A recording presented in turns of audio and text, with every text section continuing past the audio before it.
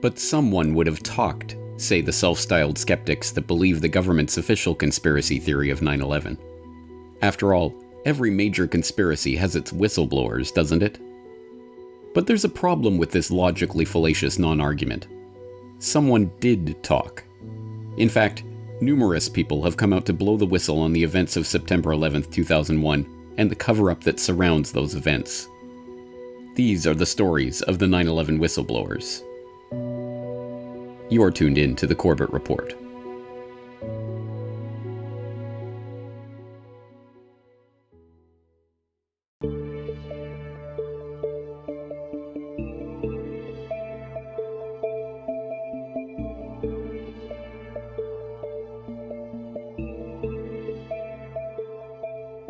In 2001, Kevin Ryan was the site manager at Environmental Health Laboratories, EHL, in South Bend, Indiana.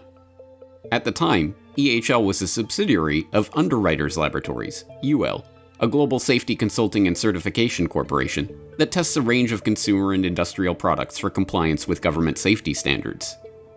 Among many other things, UL provides fire resistance ratings for structural steel components to ensure compliance with New York City building codes. Just weeks after the events of September 11, 2001, UL's then CEO, Loring Knobloch, visited Ryan's EHL lab in South Bend.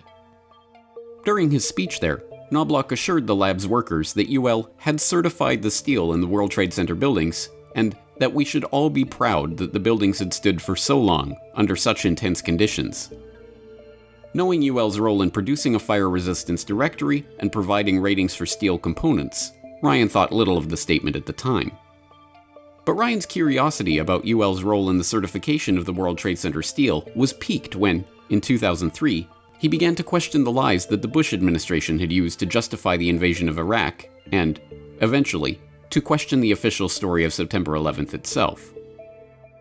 Recalling Knobloch's comments about UL's role in certifying the Trade Center steel shortly after 9/11, Ryan began to take a professional interest in the official investigation into the Twin Towers' destruction.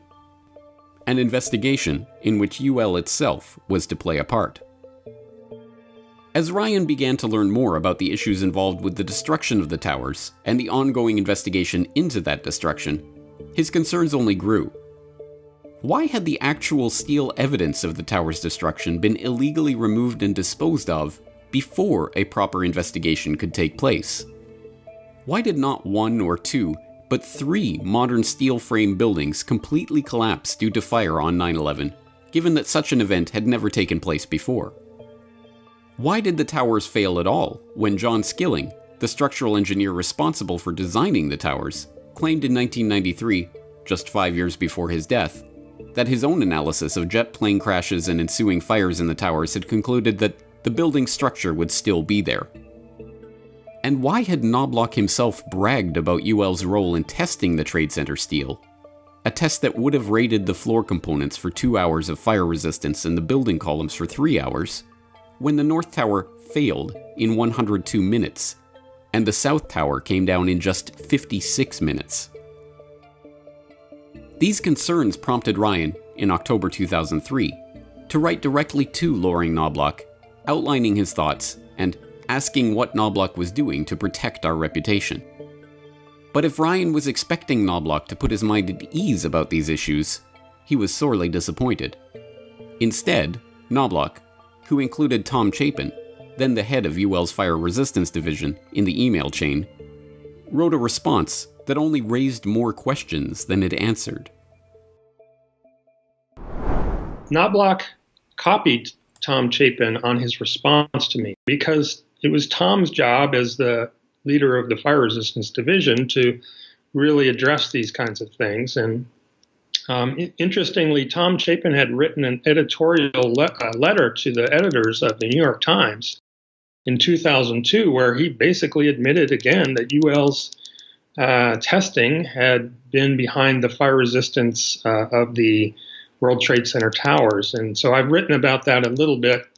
But he was very clear that the World Trade Center stood for as long as it did because of UL's testing. And the problem, of course, with that is that the South Tower lasted for only 56 minutes after it was hit. And the testing that was required by New York City code was 3 hours of fire resistance for the columns and 2 hours for the floor assemblies. So 56 minutes, and those ratings do not add up. That's just not something that should go unquestioned. So Loring Knobloch wrote back to me after my questions, and it must have been October 2003 when I wrote to him. And he wrote back to me a month later. He said all these things about how your company had tested the steel components used to build the World Trade Center towers. What he meant is we had tested samples of those and provided ratings for fire resistance to the New York City code. Again, 3 hours for columns and 2 hours for floor assemblies. And that information established the confidence that the buildings would stand in those kinds of those fire durations. And the test that was used was ASTM E119, which is a standard test, the standard test used for this purpose. And UL is the leader in doing that testing. So it wasn't a surprise. And not only that, but NIST, the NIST government agency NIST had made clear in some of their progress reports that UL had consulted with the construction companies for the World Trade Center towers. And throughout the building of the buildings, that UL had provided that information. So it's really not a surprise at all. And Tom Chapin replied further to me that the NIST agency was doing an investigation and asked me basically to kind of have patience, and I did for maybe the next year. In 2002, NIST began its 3-year, $16 million study of the Twin Towers' failure. Tom Chapin had assured Ryan that UL was cooperating with this investigation, and that his concerns would be allayed once the final report was released. But by 2004, it was already clear that there were serious problems with that report and its preliminary findings, including findings from tests conducted by UL on mock-ups of the WTC floor assemblies that contradicted NIST's own conclusions about the building's destruction. Well, it's very important to understand that with the official accounts for the World Trade Center, there were a number of explanations given in the early years. And for the towers, the one that was settled upon and that lasted for 3 years was the pancake theory. And the pancake theory was this concept where the floor assemblies had heated up and sagged, and the steel had softened or weakened, and then they started to collapse upon each other in a pancake fashion. And then the columns basically then just folded inward. So that was the official account. Really, it was given by the FEMA investigators, Corley and Thornton and others, who coincidentally had also given us the official count for the Oklahoma City bombing. But in this video from the television program Nova, it was captured for everyone's benefit in little videos, animations. And so the pancake theory was the official account. And UL tested the floor assemblies basically for the possibility of this in August 2004. So this was, again, 9 months or 10 months after I had asked my original questions. And they did so by using different assemblies with varying amounts of fireproofing. One of the assemblies had basically no fireproofing on it at all. And they ran it through this furnace in this ASTM E119 test and concluded in the end that there would be no collapse, that the floors would not collapse, even at temperatures and times greater than what we're seeing at the World Trade Center. And they made that clear, NIST made this clear, that the pancake theory was not supported. So that left us all at that time with no explanation in 2004, 3 years later, having invaded Iraq, having done so much to invest in the official account that the World Trade Center had been destroyed by these planes. And that was a difficult situation for NIST and for everyone. Realizing that UL was not pressing NIST on the discrepancies in its findings, Kevin Ryan took matters into his own hands and, on November 11, 2004, wrote directly to Frank Gale, the director of NIST's Twin Towers investigation.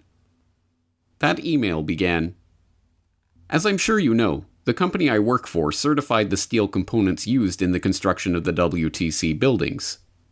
In requesting information from both our CEO and fire protection business manager last year, I learned that they did not agree on the essential aspects of the story, except for one thing: that the samples we certified met all requirements. They suggested we all be patient and understand that UL was working with your team and that tests would continue through this year.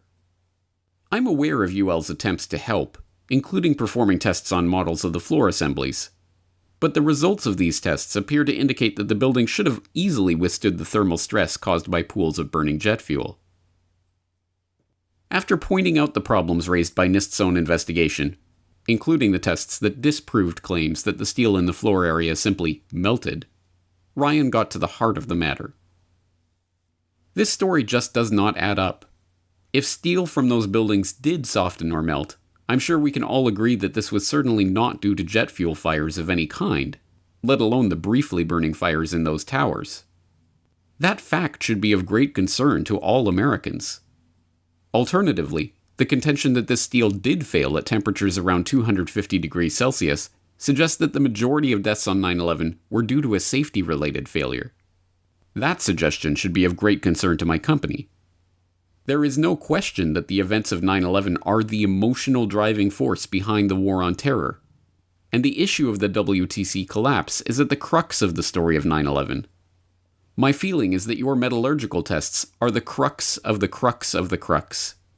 Either you can make sense of what really happened to those buildings and communicate this quickly, or we all face the same destruction and despair that come from global decisions based on disinformation and chatter. Predictably, if unfortunately, Gale never responded to the email. However, Ryan made the important decision to share the email and his concerns with the broader public. Frank did not respond. No. Actually, that letter was sent to him and then also copied to a couple of people who were trying to find more information, trying to find the truth about what happened on 9/11. And those two included David Griffin, who had just recently written a book, and Catherine Austin Fitz, the director of 911truth.org. Dr. Griffin asked me almost immediately if he could share it publicly. And of course, with some hesitation, but knowing the importance and believing what I wrote, I told him it was okay.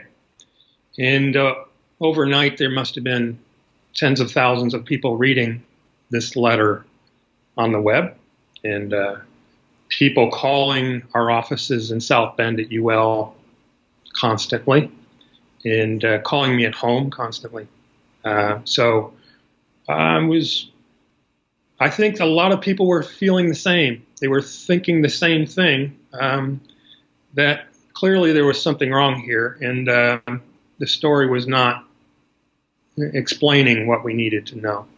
So Dr. Gale did not respond. He's never responded. Maybe one day I will talk to him personally and find out what he thinks. But, these things are clear. In terms of job, it's not really just a career decision, although it is. It's a career decision. It's more of that. More than that, it's a decision about, what kind of world we want to live in. And at a time where that kind of decision is really important, because, the book 1984 was supposed to be a fiction, and it's evolving into reality. Ryan did not engage in these actions naively. He knew that allowing his concerns to go public would focus public attention on himself and on UL, and that such actions would have ramifications for his employment. But if he was bracing for those ramifications, he didn't have long to wait. His email to Frank Gale was sent on Thursday, November 11, 2004. It was published on the web the following day. Immediately, Ryan's phone was ringing off the hook and UL was being contacted for comment. That weekend, the company reached out to him to let him know the consequences of his actions. The human resources folks called me that weekend and asked if I would contact the people on the web who had published it and asked that it be taken down. And I refused to do that and told them that I didn't think that was the right thing to do. And I think it was at that very point then they started making the plans to terminate me. So I had actually taken the next Monday off of work, and it was convenient, but it allowed me to kind of get my thoughts together. And then on Tuesday when I came in, which I believe was the 16th, the leaders from the Northbrook, Chicago office were there, and they had told me they would be. Please make sure you're there. You know, they brought a letter on UL letterhead and made it clear that they felt that I had practiced poor judgment in writing this letter and sending it to their client NIST. It had harmed their relationship with NIST, and thereby I was terminated. So so that was a tough spot for my family and I. And but my wife has been supportive. She kind of knows the idealistic nature of her husband, I think, and she knew why it was important. And we've done fine. We've gotten by, gotten other jobs, and that's, I believe, people should recognize that that it's not the end of the world to lose your job. Sometimes it's a new beginning that is useful. Not for courting controversy, but merely for pointing out the glaring truth, Ryan was fired from his job. Like so many other whistleblowers in so many other stories, Ryan paid a price for doing what his conscience demanded. Also, like many other brave men and women who have been thrust into the position of blowing the whistle, Ryan has found a way to thrive despite the setbacks. Rather than keeping quiet and moving on with his life, Ryan has doubled down on his efforts, founding several action groups, editing the Journal of 9/11 Studies, writing articles and books on the subject of 9/11, volunteering on the board of directors of Architects and Engineers for 9/11 Truth, delivering lectures on the destruction of the World Trade Center, and continuing to raise public awareness of the problems with the official story of the founding event of the War on Terror. In the end, despite the high price he paid career-wise, Ryan feels that his decision to blow the whistle and call out the self-contradictions of the NIST investigation was worth it. After all, it is only when those who know the truth are unafraid to step up and speak it, regardless of the personal consequences, that we will ever hope to achieve true justice. What I've been able to benefit from is understanding a lot more about society, history, politics, being better at communicating myself. And I've met a lot of great people. We've worked together to raise awareness and try to bring justice for 9/11. I've met and presented with 9/11 victims' family members. I've met 9/11 Commission leaders and other people who were very central to this story. I have so many great researchers, so many great people. So overall, it was definitely worth it for me. It's a personal decision, of course, and it has to be motivated by trying to do some good. If it's not motivated by trying to do some good, then you're doing the wrong thing.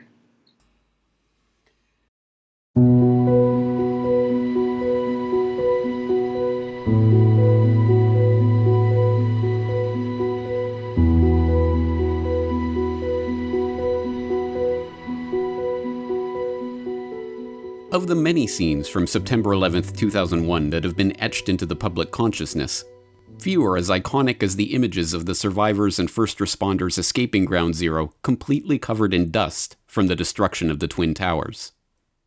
And of the many, many lies told by government officials in the days following the attacks, few have been as blatant or as clearly documented as the lies about the safety of that dust propounded by the EPA and its administrator at the time, Christine Todd Whitman. You know asbestos was in there, is in those buildings, lead is in those buildings. There are the VOCs. However, the concentrations are such that they don't pose a health hazard. Well, if there's any good news out of all this, it's that everything we've tested for, which includes asbestos, lead, and VOCs, have been below any level of concern for the general public health. Obviously, for those who are down here, these are very important. Statements that EPA officials made after 9/11 were based on the judgment of experienced environmental and health professionals at EPA, OSHA, and the CDC, who had analyzed the test data that 13 different organizations and agencies were collecting in Lower Manhattan. I do not recall any EPA scientist or experts responsible for reviewing this data ever advising me that the test data from Lower Manhattan showed that the air or water proposed long-term health risks for the general public.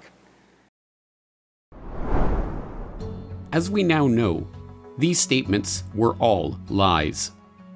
As early as September 18th, the very same day that Whitman was assuring New Yorkers that the air was safe to breathe, the Environmental Protection Agency, the EPA, had already detected sulfur dioxide levels in the air so high that, according to one industrial hygienist, they exceeded the EPA's standard for a classification of hazardous. And even in those early days, first responders were already reporting a range of health problems, including coughing, wheezing, eye irritation, and headaches. Even so, Whitman and the EPA persisted in perpetuating the lies about the dust, assuring New Yorkers that respirators were not needed outside of the restricted area around Ground Zero. And, as we examined in 9/11 suspects Christine Todd Whitman, it was later confirmed that the White House had been editing the EPA's press releases on the air quality in Manhattan and removing warnings about the air safety all along. In the wake of 9/11, there were serious concerns about whether the air around Ground Zero was filled with toxins, unsafe for workers and residents. But by September 18th, many New Yorkers were back in their apartments and on the job, partly because of this press release that day from the Environmental Protection Agency, reassuring New Yorkers that their air is safe to breathe. Was that press release misleading? It was surely not telling all of the truth. In an exclusive interview, Inspector General Nikki Tinsley, the EPA's top watchdog, tells NBC News the agency simply did not have sufficient data to justify such a reassurance. In fact, a new report by Tinsley's office says at the time, more than 25% of dust samples collected before September 18th showed unsafe levels of asbestos, and the EPA had no test results at all on PCBs, dioxins, or particulates in the air that can cause respiratory problems. The EPA did not give the people of New York complete information. So what happened? Tinsley's report charges in the crucial days after 9/11, the White House changed EPA press releases to add reassuring statements and delete cautionary ones.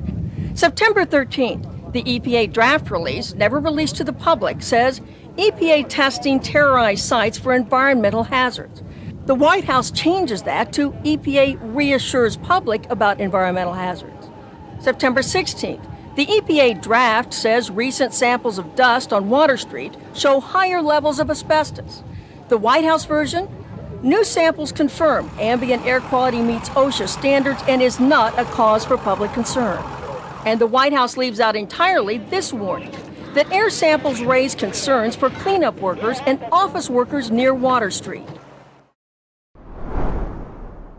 What many do not know, because their story has been largely ignored and marginalized, is that there were officials within the EPA who were desperately trying to blow the whistle on the agency's lies. Officials like Kate Jenkins. Dr. Kate Jenkins had joined the EPA in December 1979, serving as an environmental scientist with EPA's Office of Solid Waste and Emergency Response. Her work included detecting hazardous waste and developing regulations for their control, a role that took on special importance in the wake of the toxic dust clouds covering Manhattan on 9/11. Unlike many of the other 9/11 whistleblowers, however, The events of September 11, 2001 did not represent the first time Dr. Jenkins had to blow the whistle on her own agency.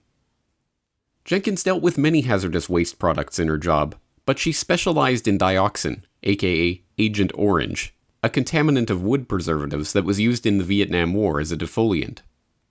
Monsanto Chemical Corporation was the largest producer of Agent Orange during the Vietnam War, and it was a series of Monsanto-sponsored studies in the early 1980s that led the EPA to conclude that human evidence supporting an association between dioxin and cancer is considered inadequate.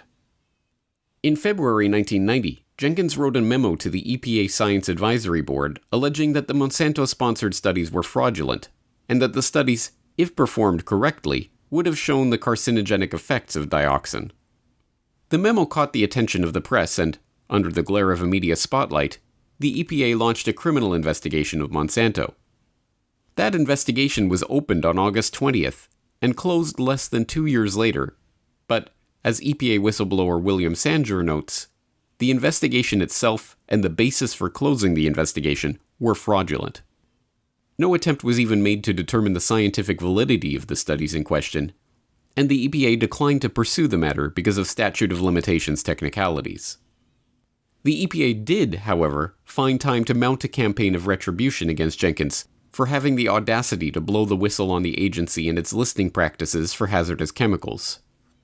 Her workload was reduced, and higher-ups at the EPA immediately began talking about shunting her off into a purely administrative position where she would not be involved with anything that puts her in direct contact with the regulated community or the public. Her supervisor even wrote a letter to Monsanto apologizing for Jenkins' memo questioning their studies. Jenkins filed a complaint with the Department of Labor, and, in a series of cases that were appealed all the way up to the Secretary of Labor himself, it was found that she had been unfairly retaliated against for her whistleblowing, and the EPA was ordered to reinstate her in her previous position. But as nightmarish as that years-long, potentially career-ending ordeal in whistleblowing was for Dr. Jenkins, it was nothing compared to the ordeal she would have to face after the day that changed everything.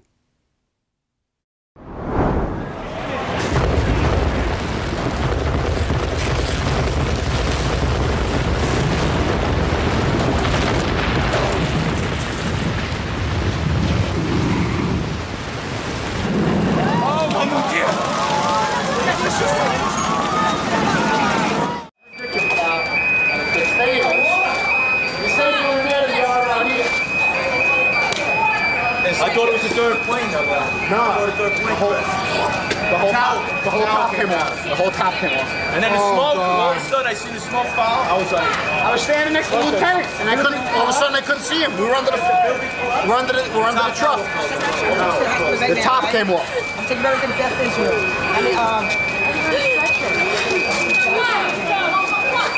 and the fire door on 76 was locked. Get some water. Well, I don't have any. Just fucking. I'll get some more. Go under the fire truck. Right there's the closest fire truck has water right there. You have no water? You got water? If you can find any of those spots, I can get you water. There's a truck right there. Beginning shortly after the attack, and continuing for years afterward, Dr. Jenkins attempted to bring the EPA's faulty and fraudulent air quality testing practices to the attention of anyone who would listen. According to the Administrative Review Board of the U.S. Department of Labor, beginning in 2001, Jenkins made numerous disclosures and complaints alleging that the EPA engaged in improper laboratory testing, falsified a regulation governing exposure safety standards, and knowingly covered up the toxic properties of the dust emanating from the September 11, 2001 World Trade Center disaster. The improper testing and cover-up, Jenkins claimed, contributed to excessive and harmful toxic dust exposure of WTC first responders and others, sufficient to later cause respiratory and other serious and debilitating disease. Jenkins disseminated these disclosures and complaints to her supervisors and others at EPA, to the EPA Inspector General's office, members of Congress, and the Federal Bureau of Investigation, as well as to state officials, state-elected representatives, law firms representing WTC first responders, citizens, and the media. Her disclosures were posted on websites and repeatedly quoted in the press and television broadcasts and by members of Congress. One of these early memos, dated January 11, 2002, was written on EPA letterhead and addressed to affected parties and responsible officials. It examines the case of Libby, Montana, a designated Superfund site where the federal government is paying to help residents clean the interiors of homes and residential soils that have been contaminated with asbestos from an adjacent vermiculite mining operation. Jenkins compared the level of contaminated dust particles found inside apartments in Lower Manhattan after 9/11 to dust samples taken in Libby, finding that the New York samples contained 22 times higher concentrations of asbestos than the Montana samples. As Jenkins noted, the logical question thus arises: why is EPA leaving people to their own devices in the cleanup of New York City while intervening to clean homes at taxpayer expense in Libby? Worse, a team of independent scientists hired by tenant groups and New York political leaders found much higher samples of asbestos in the dust than what the EPA was reporting. As Dr. Jenkins told the St. Louis Post-Dispatch at the time, for every asbestos fiber EPA detected, the new methods used by the outside experts found 9. This is too important a difference to be ignored if you really care about the health of the public. New York City directly lied about the test results for asbestos in air. When they finally released them, they doctored the results. They changed high hazardous levels to 0 when they finally released them. After years of internal memos, press interviews, and other tireless efforts to blow the whistle on the severe health issues that would develop as a result of the EPA's deliberate cover-up, the mainstream media was finally forced to begin covering the issue in 2006, after many of the Ground Zero cleanup workers and the residents of Manhattan were beginning to succumb to the effects of the deadly dust. In 2006, after a federal judge ruled that Whitman's post-9/11 lies were conscience-shocking and that she would not be granted immunity for her actions, the media finally began to cover the story. The New York Times, CBS, and other outlets all ran stories on the scandal, and they all quoted from Jenkins' memos and featured interviews with Jenkins herself. After the 5th anniversary came and went on September 11, 2006, however, the media's attention turned elsewhere, and the story drifted out of the attention of the public once again. But Dr. Jenkins' attempt to obtain justice for the victims of this horrendous crime did not end there. In 2007, she penned a remarkable 134-page letter addressed to then-Senator Hillary Clinton, as well as Congressman Gerald Nadler and Carolyn Maloney, calling for a Senate investigation of the falsification of pH corrosivity data for World Trade Center dust. The thoroughly documented letter, containing over 300 footnotes and citations, included a detailed analysis of the falsification of WTC pH data by groups like U.S. Geological Survey, and the remarkable story of how, in May 1980, EPA's hazardous waste program falsified pH levels, changed the numbers, that the UN World Health Organization, International Labour Organization, determined would invariably result in corrosive permanent tissue damage, chemical burns. In a much shorter, though no less explosive, letter to the Federal Bureau of Investigation written at the same time, Jenkins also called for the FBI to open a criminal investigation into the EPA's cover-up. This was followed up with an additional letter to the FBI in 2008, where Jenkins went even further, alleging fraud in pH testing of WTC dust and providing documentation that the EPA lab had diluted WTC dust almost 600 times with water before testing it for corrosivity. Remarkably, despite her very public and very serious charges against the federal agency, and despite her past experience blowing the whistle on the EPA and subsequent years-long court battle to retain her position, Jenkins told Occupational Hazards magazine in 2002 that she did not fear losing her job over her comments. All EPA management has to do is say stop, and they haven't, she said, adding that as an EPA official, speaking out about lapses in the agency's WTC effort does not require courage, just plenty of hard work. Despite this belief, Dr. Jenkins was indeed fired from the EPA on December 30th, 2010. The firing followed a series of inane workplace incidents that resulted in suspensions and other retaliatory measures against Jenkins. The chain of events included Jenkins sending an email under the title, "Op-ed, should EPA institute a workplace fragrance ban as part of its endocrine disruptor initiative?" after an encounter with a heavily perfumed IT tech triggered an asthma attack in Jenkins, and her supervisor recommending that she be suspended as the email, which was only sent to other EPA staff, could have misled recipients as to whether it was an official EPA communication. Eventually, the supervisor claimed that the series of incidents culminated with Jenkins threatening him in a workplace incident that was witnessed by no one. As the public employees for environmental responsibility, who supported Jenkins in her ordeal with the agency, summarized, Dr. Kate Jenkins, a senior chemist with more than 3 decades of agency tenure, publicly charged that due to falsified EPA standards, first responders waded into dust so corrosive that it caused chemical burns deep within their respiratory systems.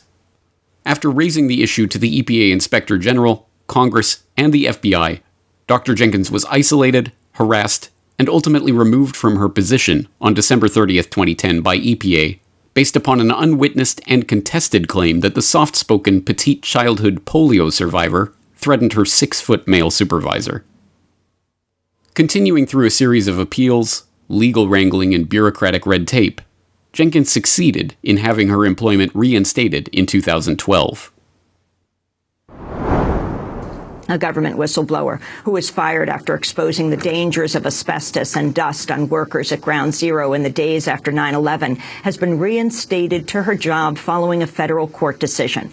Kate Jenkins, a chemist who worked for the Environmental Protection Agency, was the first EPA official to warn that dust in the air around the World Trade Center could pose a serious health risk. But the head of the EPA at the time claimed there was no reason for concern. Jenkins accused the EPA of intentionally hiding the dangers of air pollution at Ground Zero. She was fired in 2010. A federal court has now ruled Jenkins must be reinstated and given back pay. Incredibly, even this was not the end of Jenkins' ordeal. Instead of returning her to her daily work duties in 2012 as ordered, the EPA instead kept Jenkins on paid administrative leave and then refiled the same charges against her in 2013. Less than a year after being ordered to give her her job back, the agency was instead trying to take it away again, saying that Jenkins had failed to prove that the EPA was retaliating for her whistleblowing. The agency's move was especially galling, given that Jenkins had yet to be given a chance to prove her case. Part of the reason that the EPA had been ordered to restore Jenkins to her job was because the agency had been found to have destroyed records pertaining to her case and otherwise obstructed discovery. In fact, her case that the EPA had retaliated against her for her whistleblowing was still before the Department of Labor.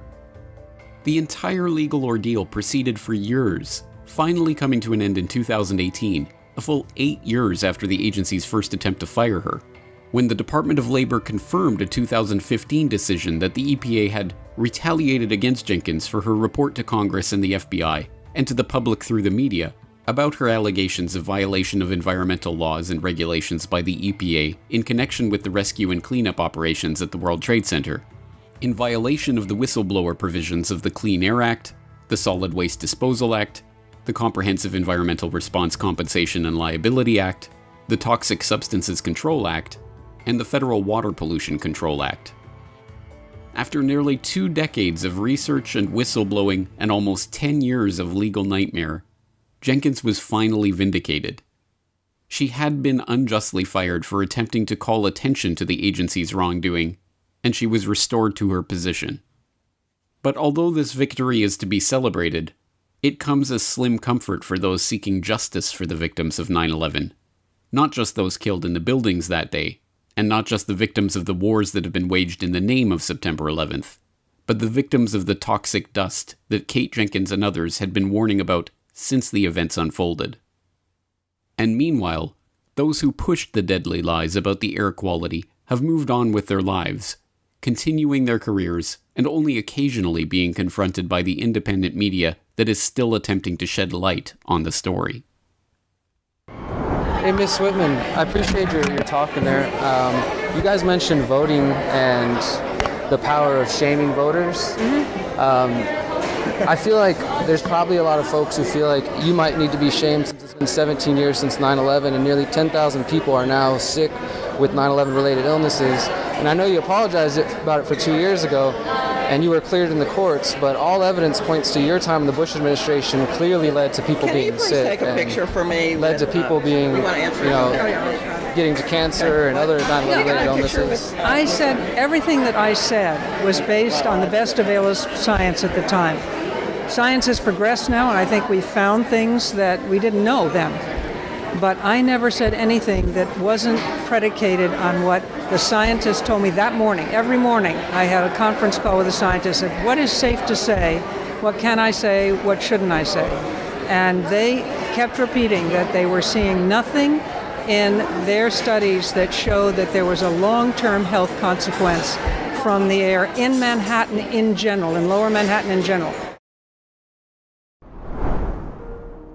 They may not be the lies we think of when we think of the lies of 9/11.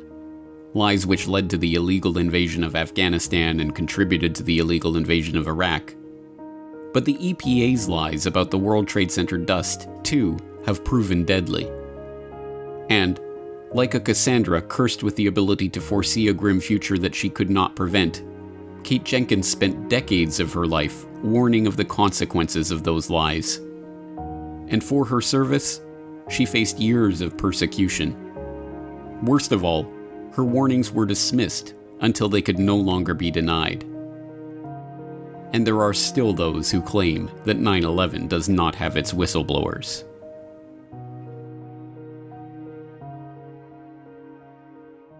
To say because a draft press release changes that somehow that's nefarious manipulation it's mind-boggling that you leap to that conclusion.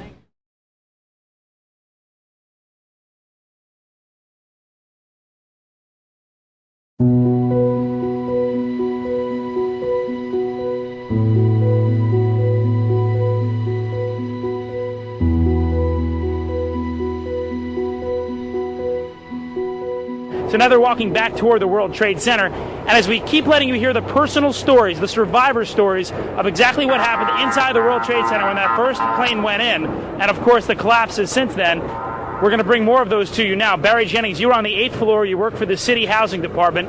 Explain to me the moment of impact. Well, me and Mr. Hesh, the Corporation Counsel, were on the 23rd floor. I told him we got to get out of here. We started walking down the stairs. We made it to the 8th floor. Big explosion. Blew us back into the 8th floor. And I turned to Hesh, I said, this is it, we're dead. We're not gonna make it out of here. I took a fire extinguisher and I bust the window out. That's when this gentleman here heard my cries for help. This gentleman right here, and he kept saying, stand by, somebody's coming to get you. They couldn't get to us for an hour because they couldn't find us. You thought that was it? I thought we're dead. I thought that was it. I started praying to Allah, I said, that's it, we're gone. In 2001, Barry Jennings was the Deputy Director of Emergency Services for the New York City Housing Authority. After the first plane hit the North Tower at 8:46 a.m. on the morning of 9/11, Jennings was called to the city's Office of Emergency Management in World Trade Center Building 7, along with Corporation Counsel Michael Hess, to help coordinate the emergency response. Entering Building 7 together before the strike on the South Tower at 9:03 a.m., Jennings and Hess were surprised to discover that the office had been abandoned. Receiving a phone call from his superior, Jennings was warned to leave the building immediately. Descending via the stairwell, Jennings and Hess reached the 6th floor before an explosion blew them back up to the 8th floor, trapping them inside the building. After hours of chaos and confusion, including the collapse of the Twin Towers and repeated attempts to draw the attention of first responders, the pair were finally rescued by firefighters. Hours later, World Trade Center Building 7, also known as the Salomon Brothers Building, collapsed at free-fall acceleration directly into the path of most resistance. After 7 years of investigation, the National Institute of Standards and Technology, NIST, determined that the building had not come down due to explosives or controlled demolition, as many alleged, or due to structural damage from the collapse of the Twin Towers, an explosion in the building's fuel oil systems, or any of the other suggestions that had been put forward and retracted by NIST over the course of its investigation. Instead, NIST spokesman Shyam Sundar insisted that the building had collapsed due to ordinary office fires. The collapse of World Trade Center 7 on 9/11 was a rare event. Our study has identified thermal expansion as a new phenomenon that can cause the collapse of a structure. For the first time, we have shown that fire can induce a progressive collapse.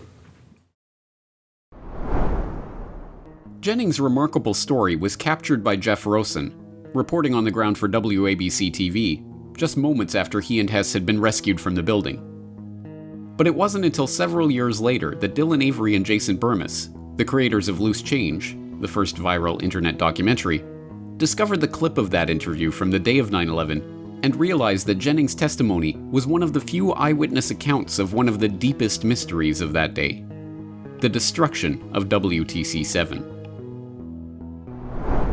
So while we were doing research for obviously our next cut of the film, Loose Change Final Cut, Loose Change Second Edition gave us a real opportunity to go around and do an investigation. And we had so much archived footage sent to us because this was long before the days of the internet where you get something high quality on the spot. And Dylan found footage of Barry Jennings that had been unedited that we had not seen that really suggested that he was absolutely in Building 7. And we also correlated that with him being with Michael Hess. And Michael Hess was the right-hand man of Giuliani. He was the city corporation counsel. Here's a still shot of him behind me. And then you can see him here sitting next to Giuliani. So pretty much as close as it gets. And, we made this connection. And actually, I had reached out to Hess via email. I heard nothing back. And to, the proper parties, nothing back. But Dylan tracked down Barry Jennings in his city office. And Barry did respond. And Barry said, come on down. So me and Dylan went down with a camera. And once we got in there and started talking to him, I remember the first thing that I saw, he was obviously, I'd say not the highest up guy, but very, he had his own office. He was well respected. He had the key to the city. We had talked about the key to the city after this event. And he even told us how he had seen Loose Change Second Edition. Basically, what I can remember, he was pretty sympathetic to our cause. He talked to us about Fahrenheit 9/11. And from there, we tried to find a spot to get him. And I remember he drove us out there. We were in the back, one of his suits hanging up. I remember we even talked about his family, being out in Long Island. Very friendly guy. And we got him on the pier. And listen, the interview is what it is. We've released it in full. We didn't edit anything. We didn't coerce the guy. And I think what he says is about as telling as it gets. As telling as it gets. Indeed, Barry Jennings' story is telling. As the only documented eyewitness testimony of the events taking place inside World Trade Center 7 during the hours of the attack, the accounts of Barry Jennings and Michael Hess are essential to coming to an understanding of the destruction of that building. And, most telling of all, it contradicts the official, government-approved story of Building 7's destruction in many important ways. As I told you guys before, it's very funny. I was on my way to work, and traffic was excellent. I received a call that a small Cessna had hit the World Trade Center, and I was asked to go and man the Office of Emergency Management at the World Trade Center 7 on the 23rd floor. As I arrived there were police all in the lobby. They showed me the way to the elevator. We got up to the 23rd floor. Me and Mr. Hess, who I didn't know was Mr. Hess at the time, we got to the 23rd floor. We couldn't get in. We had to go back down. Then security and police took us to the freight elevators where they took us back up, and we did get in. Upon arriving into the OEM EOC, we noticed that everybody was gone. I saw coffee that was on a desk. Still, the smoke was still coming off the coffee. I saw half-eaten sandwiches. And only me, Mr. Hess, was up there.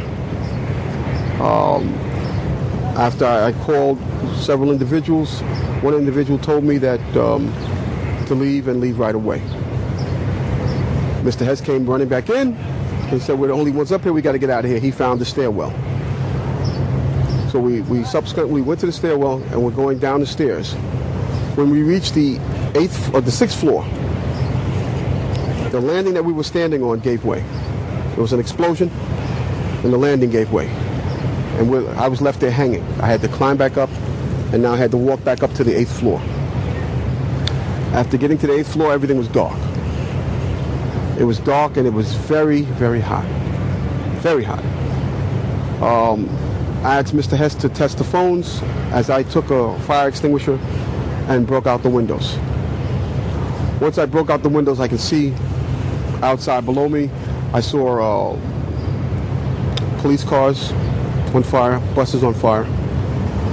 I looked one way, the building was there. I looked the other way, it was gone. I was trapped in there for several hours. I was trapped in there when both buildings came down. The firefighters came. They came to the window, because I was going to come out on the fire hose. I didn't want to stay there any longer. It was too hot. I was going to come out on the fire hose. They came to the window. They started yelling, "Do not do that. It won't hold you." And then they ran away. See, I didn't know what was going on. That's when the first tower fell. When they started running, the first tower was coming down. I had no way of knowing that. Then I saw them come back. Now I saw them come back with more concern on their faces. And then they ran away again. The second tower fell. So as they turned and ran the second time, the guy said, "Don't worry, we'll be back for you." And they did come back. This time they came back with 10 firefighters. And they kept asking me, "Where are you? We don't know where you are." I said, "I'm on the north side of the building," because when I was on the stairs, I saw north side. Excuse me. All this time, I'm hearing all type of explosions. All this time, I'm hearing explosions. And I'm thinking that maybe it's the buses around me that were on fire, the cars on fire.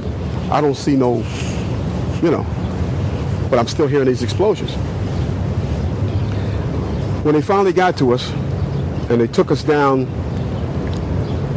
to what they called the lobby, because I asked them, I said, when we got down there, I said, "Where are we?" He said, "This was the lobby." And I said, "You got to be kidding me." It was total ruins. Total ruins. Now keep in mind, when I came in there, the lobby had nice escalators. It was a huge lobby. And for me to see what I saw, it was unbelievable. And the firefighter that took us down kept saying, "Do not look down." And I kept saying why. He said, "Do not look down."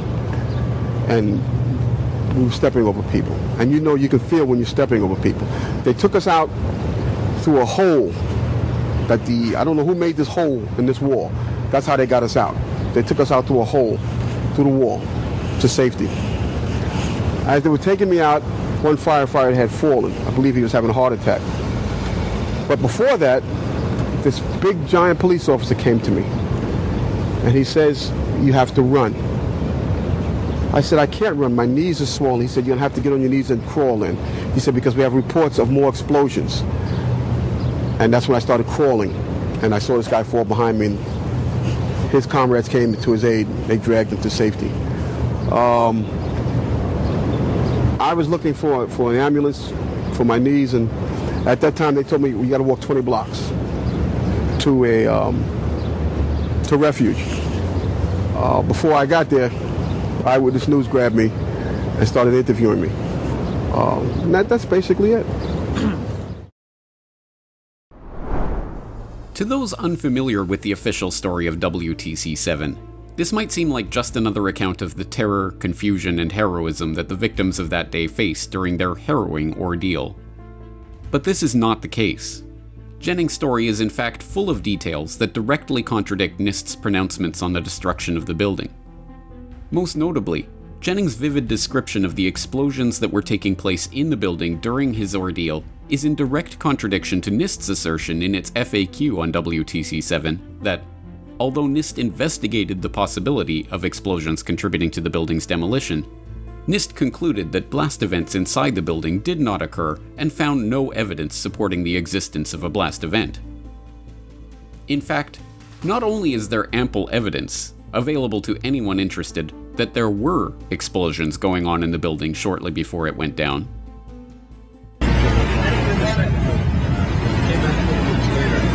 The building was on fire, and we heard this sound that sounded like a clap of thunder. You want to call your mother or something? me right now. You gotta get back from here. You know that. You gotta get back. But Jennings' personal account confirms that there were numerous explosions taking place inside WTC-7 in the morning, hours before the building was destroyed.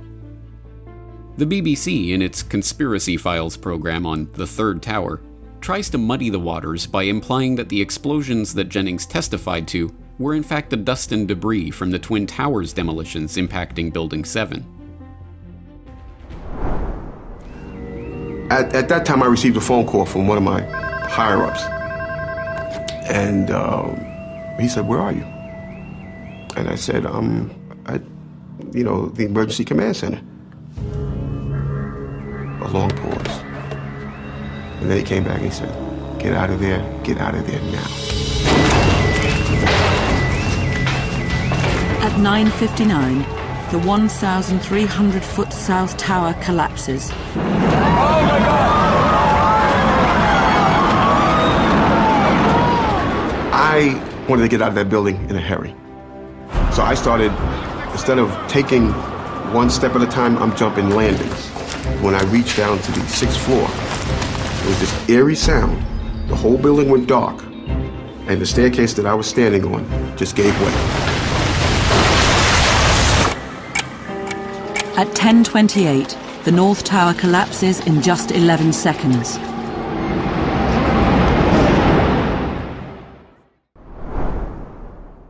With their editing and narrative intrusions, the BBC makes it seem that the explosions that Jennings and Hess experienced were just remnants of the Twin Towers hitting WTC-7. But in his interview with Dylan Avery and Jason Burmis, Jennings was completely adamant that he could still see both towers standing after the explosions happened. What happened was, when we made it back to the 8th floor, as I told you earlier, yes, both buildings were still standing, because I looked one way, looked the other way, now there's nothing there. When I got to the 6th floor, before all this happened, when I got to the 6th floor, there was an explosion. That's what forced us back to the 8th floor. Okay. Both buildings were still standing. Keep in mind, I told you the fire department came and ran. They came twice. Why? Because building Tower 1 fell, then Tower 2 fell. And then when they came back with all concern now, like, to get me the hell out of there. And they did. And we got out of there. I got in the building a little before 9, a little after 9. I didn't get out of there until like 1. It's important to note that Jennings' story does not present a different view of the official story of 9/11. It undermines that story entirely.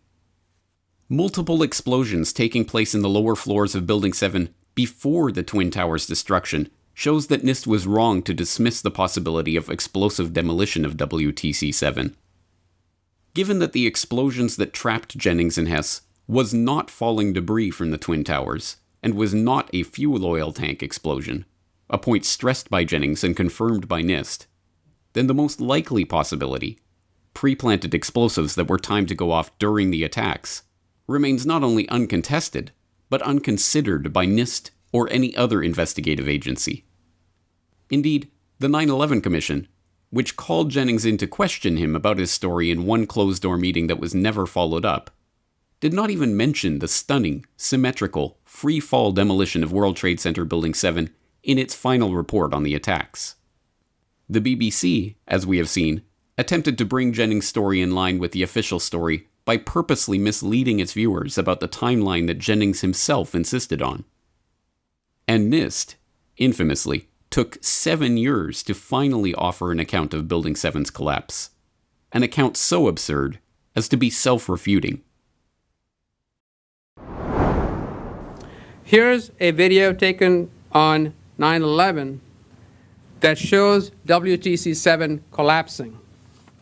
Note the kink in the east penthouse and the progression of the screening wall and the west penthouse collapsing from east to west. Here's our structural model showing the building collapsing, which matches quite well with the video of the event.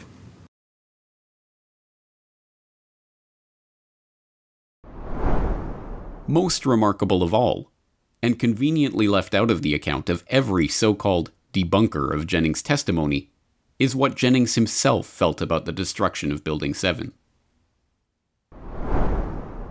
Well, I'm just confused about one thing, and one thing only. Why World Trade Center 7 went down in the first place. I'm very confused about that. I know what I heard. I heard explosions. The explanation I got was it was the fuel oil tank. I'm an old boiler guy. If it was a fuel oil tank, it would have been one side of the building. When I got to that lobby, the lobby was totally destroyed. It looked like King Kong had came through it and stepped on it. And it was so destroyed I didn't know where I was. And it was so destroyed they had to take me out through a hole in the wall, a makeshift hole that I believe the fire department made to get me out. Given Barry Jennings' personal experience, what did he make of the BBC's attempts to alter the timeline of his story? How did he react to the official government viewpoint that no explosions took place in the building that day? What did he think of NIST's refusal to even examine the evidence of controlled demolition of WTC-7, or their own computer-generated model of how thermal expansion and regular office fires brought down a 47-story steel-framed office tower? Sadly, we will never know. When Dylan Avery and Jason Burmis released a small clip of their interview, Jennings' job was threatened, and he asked that the interview not be included in Loose Change Final Cut. The full interview was not released until after the BBC released their Third Tower documentary, in which Jennings claimed to be unhappy with how his testimony was portrayed by Avery and Burmis. No further interview or follow-up with Jennings about his comments or about the way the BBC portrayed his story was possible.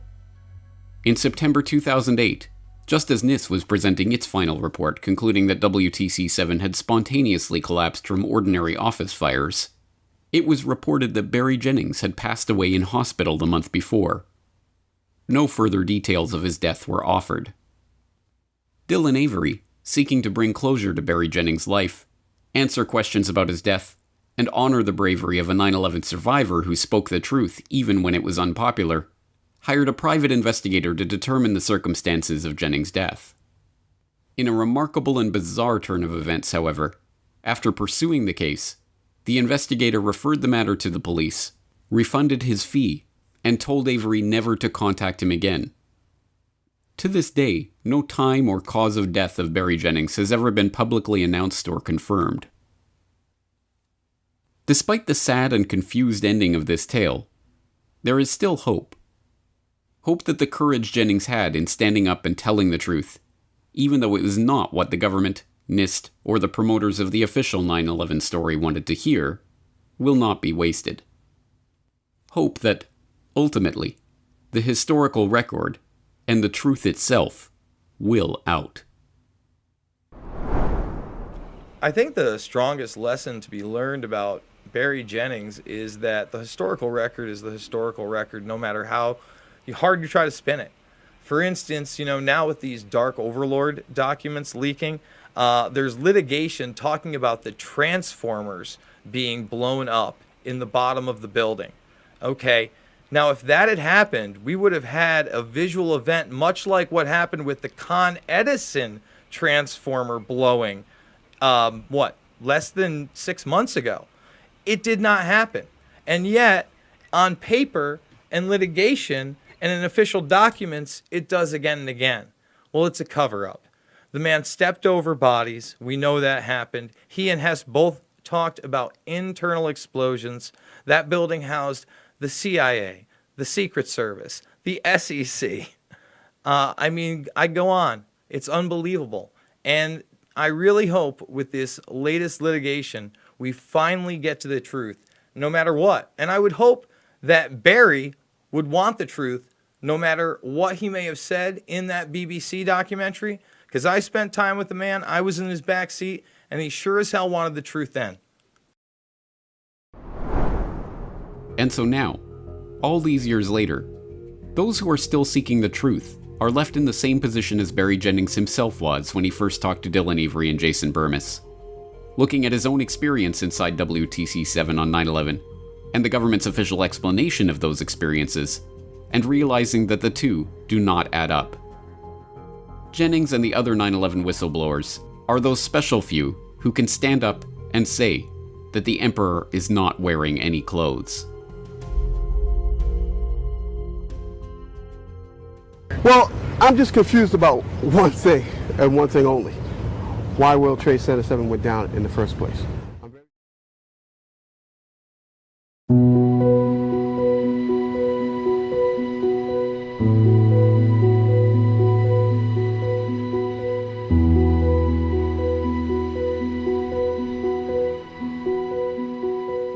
In the days after September 11th, 2001, while the toxic dust was still settling on Lower Manhattan, details began to emerge about the terrorists who had allegedly hijacked the fateful 9/11 flights. Names and pictures were released to the public and broadcast around the world. Ziad Jarrah, Hani Hanjour, Marwan al-Sheikhi, Mohammed Atta. Even before the official story had begun to coalesce, the foreign faces and unfamiliar names flashing across the screens seared themselves into the consciousness of a traumatized public and left little doubt. This attack was the work of Muslim terrorists. But at the same time, information began to come out that created problems for this narrative. Reports of these devout Muslim fundamentalists drinking alcohol and partying in strip clubs. Revelations that 2 of the suspects had been allowed into the US after being identified as Al-Qaeda agents. Confirmation that these same agents lived with an FBI asset while in the US. And even the testimony of a senior military intelligence official that a counter-terror program had been specifically warned not to investigate Mohammed Atta in the lead-up to 9/11. According to Congressman Kurt Weldon, it was a secret Pentagon intelligence unit, codenamed Able Danger, that knew a year before 9/11 that lead hijacker Mohammed Atta was in the United States and connected to Al-Qaeda. And as you can see, they identified Mohammed Atta's cell. In the summer of 2000, he says, the Pentagon Special Ops Command had identified 2 terrorist cells inside the U.S. and knew of the connection between Atta and 3 other men who became hijackers. When the agents recommended telling the FBI, Weldon says, Clinton administration lawyers said no, because Atta was in the country legally and could not be targeted by military intelligence. And their recommendation to bring the FBI in to take that cell out, which was ignored, and they were told you can't do that. So a year before 9/11, they had their picture, they had the picture of Mohammed Atta, and they knew roughly where he was? Yes. But of the many bizarre pieces of the alleged 9/11 hijacker puzzle, none gets closer to the heart of the mystery than the seemingly innocuous revelation that 14 of the alleged hijackers' visas to enter the United States had been issued at the same office, the U.S. consulate in Jeddah. That so many of the visas were issued from a single office may seem like a minor footnote at first glance, but it is not. In fact, the Jeddah consulate is not just another U.S. consular office. It has a history of issuing visas to terrorists at the request of the CIA. Just ask Michael Springman. J. Michael Springman was a graduate of the Georgetown University School of Foreign Service who joined the Commerce Department's International Trade Administration, serving as an economic commercial officer in Stuttgart from 1977 to 1980, and as a commercial attaché in New Delhi from 1980 to 1982. In 1987, having passed the Foreign Service exam and gone through an orientation program, Springman was assigned to the Jeddah consulate in Saudi Arabia. Whatever he was expecting to find awaiting him in his new office, it's safe to say that it didn't take long for Springman to find that the reality was going to be very different. As he writes in his exposé of his time at the Jeddah consulate, Visas for Al-Qaeda, CIA handouts that rocked the world, the Kingdom of Saudi Arabia was a mysterious and exotic place, but it was nowhere near as exotic and mysterious as the American Consulate General on Palestine Road. Well, when I got to Saudi Arabia, I began hearing all kinds of strange things about the problems my predecessor had made for me. I had heard this, in fact, from Walter Cutler, the American ambassador, just before I left. He spent 45 minutes telling me about all the problems that my predecessor, Greta Holtz, had created. And I thought, well, gee, she's going to make my career for me. And I get to Jeddah, and I'm being requested, it's your decision, of course, Mike, but we have this problem here with this visa, and we have an especially good contact, and we'd like to have the person get a visa to come to the United States. Can you do it? And I'd interview them, and I'd give them the visa.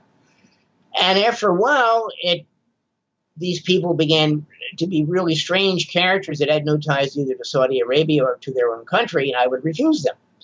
And I would get a rocket from the Consul General, J. Freres, who's dead now, about why didn't you issue the visa? This guy is a good contact. And I said, well, he couldn't prove he had any ties either to Saudi Arabia or to his own country that was strong enough to make him return from the United States to Saudi Arabia or to his own country. And there's no set list of contacts and connections, but it's things like having a job, having businesses, having property, having family, something that would prevent you from staying in the United States and disappearing into the woodwork. And it got to the point where it was either issue the visa, you're not going to work for the State Department anymore. And as time went by, I found out that of some 20 Americans, there were only 3, including myself, that I knew for a certainty to work for the Department of State. The rest worked for the CIA or the National Security Agency. Eventually reassigned as a political economic officer in Stuttgart and, finally, as an economic analyst for the State Department's Bureau of Intelligence and Research, it took years for Springman to fully comprehend the story that he had found himself in the middle of during his time at the Jeddah consulate. A key piece of that puzzle was provided when Springman returned to the U.S. and talked to journalist Joseph Trento, who informed him that the Jeddah office was being used by the CIA to ship in Osama bin Laden's associates for training in the U.S. So I came across Joe Trento, the journalist, in the middle of all this, and he said, well, what you were doing in Saudi Arabia was issuing visas to the mujahideen who were being recruited for Afghanistan to fight the Soviets. And then the penny dropped, and my eyes were opened, and I said, yeah, that explains why they got so ferocious when I said no to these visas, and why they stonewalled me when I tried to find out what was going on. I would talk informally to people. I talked formally to the Bureau of Consular Affairs when I was in Washington on the advice of the Council for Consular Affairs in Riyadh. And then I talked to the Congressional Committee on Foreign Affairs in the House of Representatives. I talked to the Government Accountability Office, which is a watchdog for Congress on the executive branch, and got nowhere. People just didn't want to talk to me. And I said, well, this is really strange. And it bears out exactly what Trento had said, that they had an intelligence operation going on.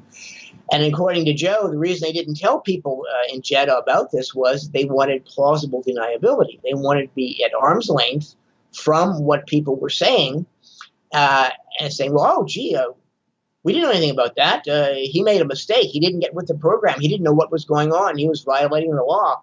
Put him in jail, fine him, whatever. Although the idea seems outlandish from a post-9/11 perspective, at the time it was not particularly surprising. The CIA had worked with Osama bin Laden and other so-called mujahideen, including many Saudis who had been drawn to Afghanistan to fight America's archenemy, the Soviets, during the Soviet-Afghan War. There were glowing articles framing bin Laden as an anti-Soviet warrior who was on the road to peace in mainstream publications well into the 1990s. And in the weeks after 9/11, it was even reported in the pages of Newsweek that in the late 1980s, precisely at the time that Springman was stationed at the Jeddah consulate, the veterans of the Mujahideen's holy war against the Soviets began arriving in the United States, many with passports arranged by the CIA. One infamous example of an intelligence agency helping a known terrorist to enter the United States in this period came in the case of Omar Abdel Rahman, better known as the Blind Sheikh. In December 1990, it was revealed that the Blind Sheikh had slipped into the United States, despite being on a State Department terrorist watch list. At the time, the State Department insisted they made a mistake by issuing him a tourist visa from the United States Embassy in Khartoum. But 3 years later, the truth finally came out. As the New York Times reported in 1993 after a State Department Inspector General investigation, Central Intelligence Agency officers reviewed all 7 applications made by Sheikh Omar Abdel Rahman to enter the United States between 1986 and 1990, and only once turned him down because of his connections to terrorism. In this context, the revelation that Springman was being directed by the CIA to let Mujahideen into the US for training was not unthinkable or outlandish conspiracy conjecture. On the contrary, it was practically expected. As Springman himself admits, if he had simply been informed at the time that the CIA was helping to facilitate such an operation in support of their foreign policy goals against the Soviet Union, he probably would have went along with it. And, it goes back to Trento saying, well, they wanted somebody, some schlub is his word, to be there and take the heat if something went wrong. And at the time, I would have been dumb enough that if they'd explained it to me, yes, we're recruiting the Mujahideen, I would have said, well, yeah, okay, this is important foreign policy goal. I hate those godless communist bastards. So, yeah, I'll go along with this. But they never did. And it saved a lot of effort on my part and saved a lot of embarrassment on their part, because I've been writing and talking about this for the last 25 years.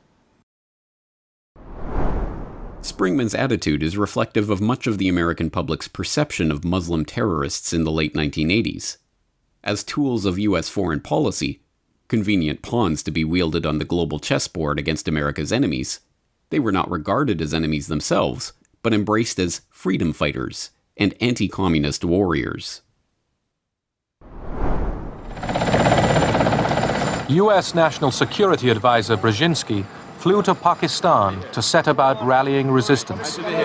He wanted to arm the Mujahideen without revealing America's role. On the Afghan border near the Khyber Pass, he urged the soldiers of God to redouble their efforts. We know of their deep belief in God, and we are confident that their struggle will succeed. That land over there is yours. You'll go back to it one day because your fight will prevail and you'll have your homes and your mosques back again because your cause is right and God is on your side.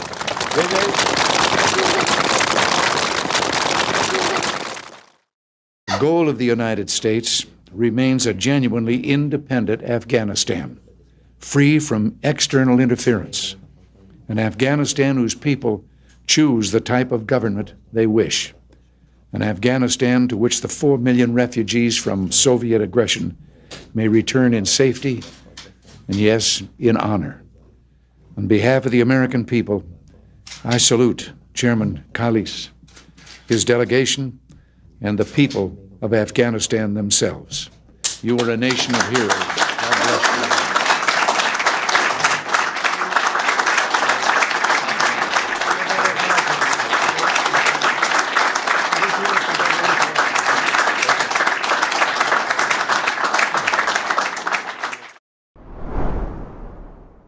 But that was before the day that changed everything.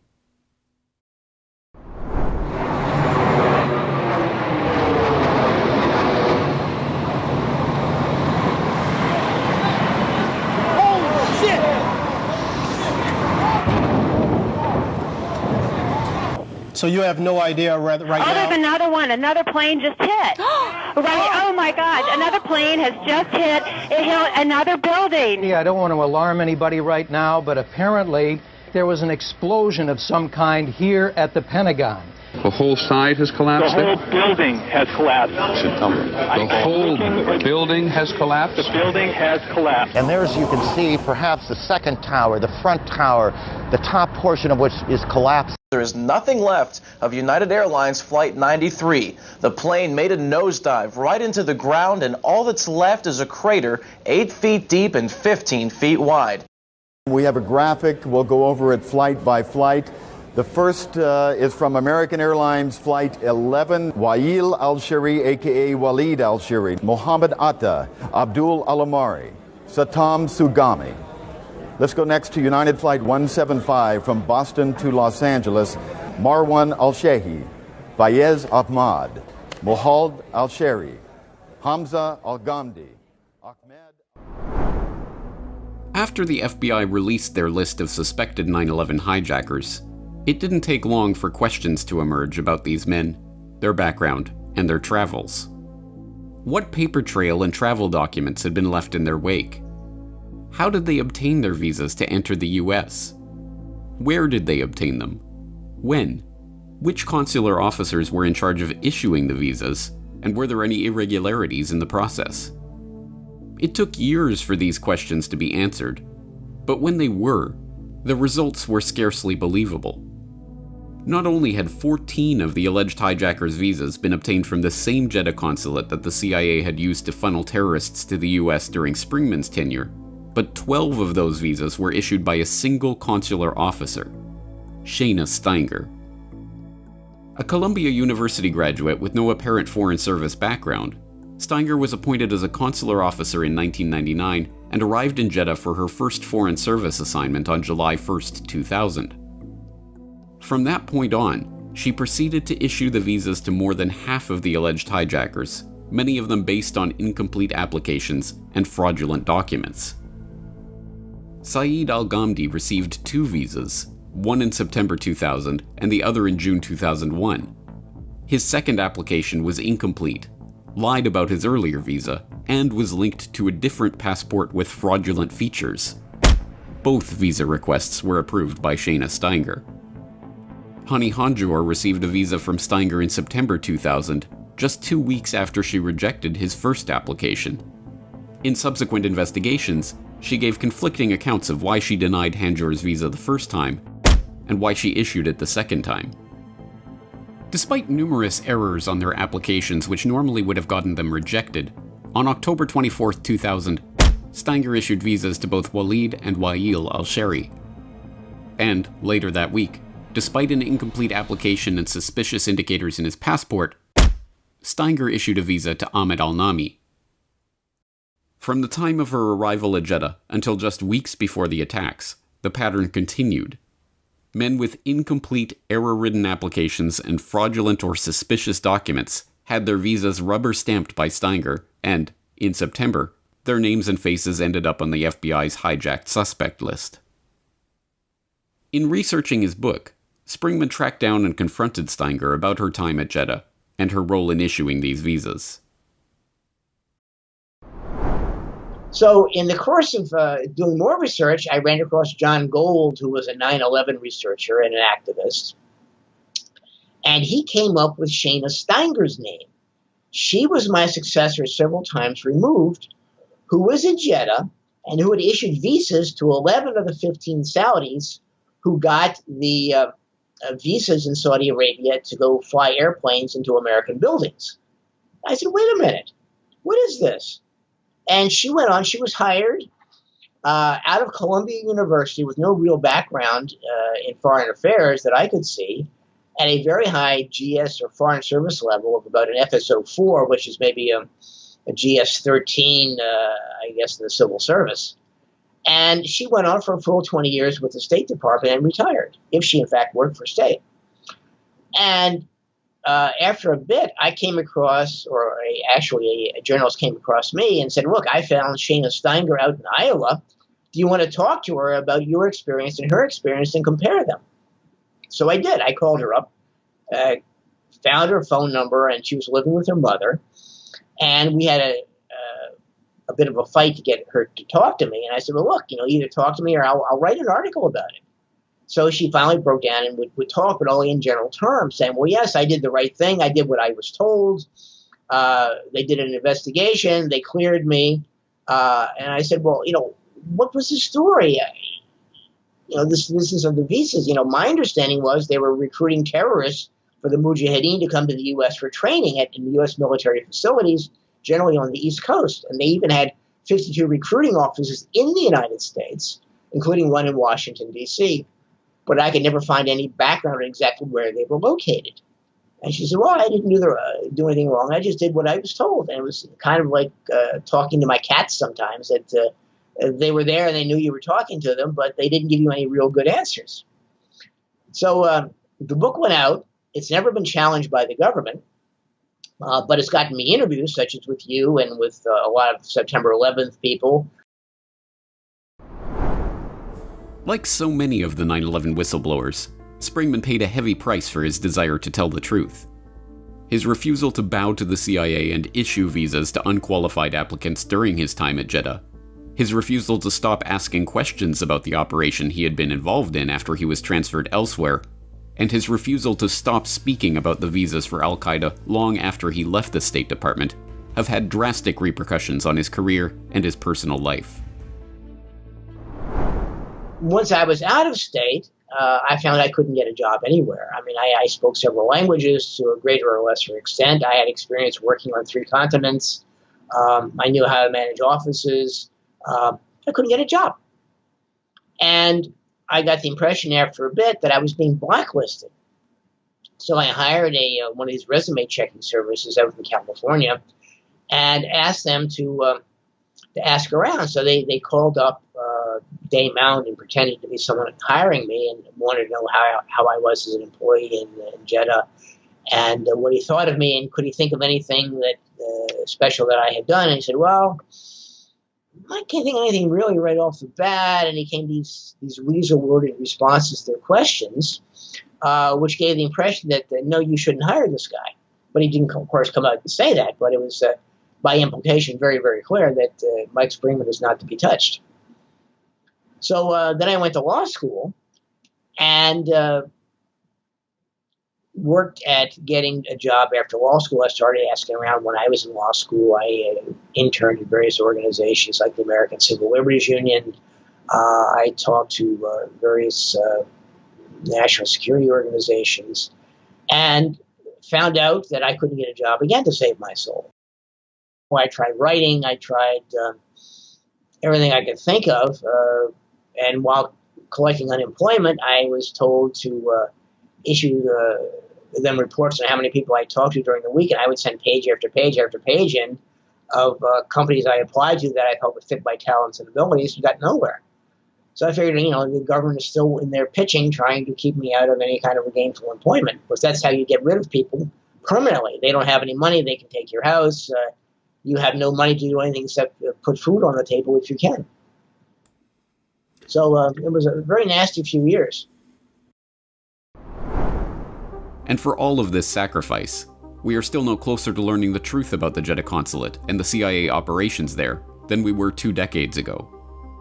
That 14 of the 19 alleged hijackers received their visas from the same office, 12 from the same consular officer, is just the start of a deep and largely unexplored rabbit hole that brings not just the travel patterns or the intelligence connections, but the very identity of those suspects into question. Biographical details and pictures of 2 separate Ziad Jarrahs have been released to the public, and in fact multiple photographs of a number of the alleged hijackers appear to be pictures of entirely different people.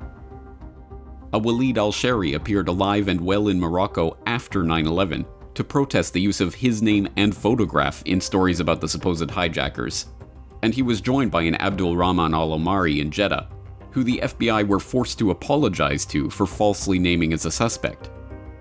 Newsweek reported that 5 of the alleged hijackers received training at secure US military installations in the 1990s.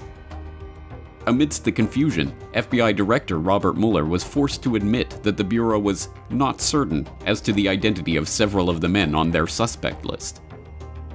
These issues remain untouched and largely forgotten by a public that, through a process of suggestion and association, have come to believe largely without question that the 19 faces in the iconic hijacker lineup are the perpetrators of 9/11.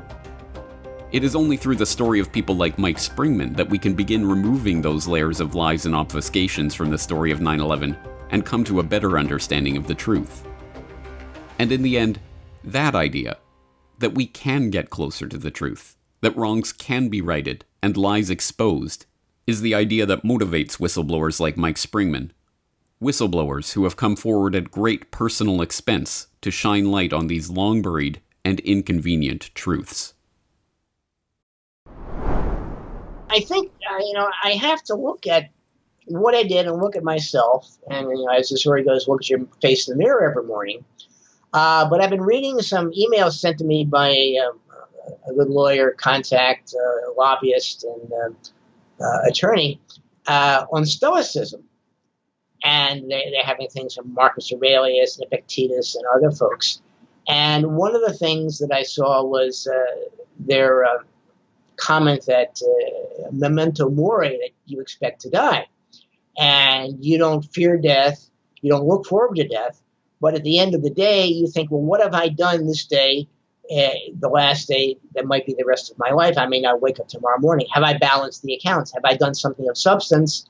Have I tried to rectify a wrong? Have I tried to do something good to balance out the evil in the world?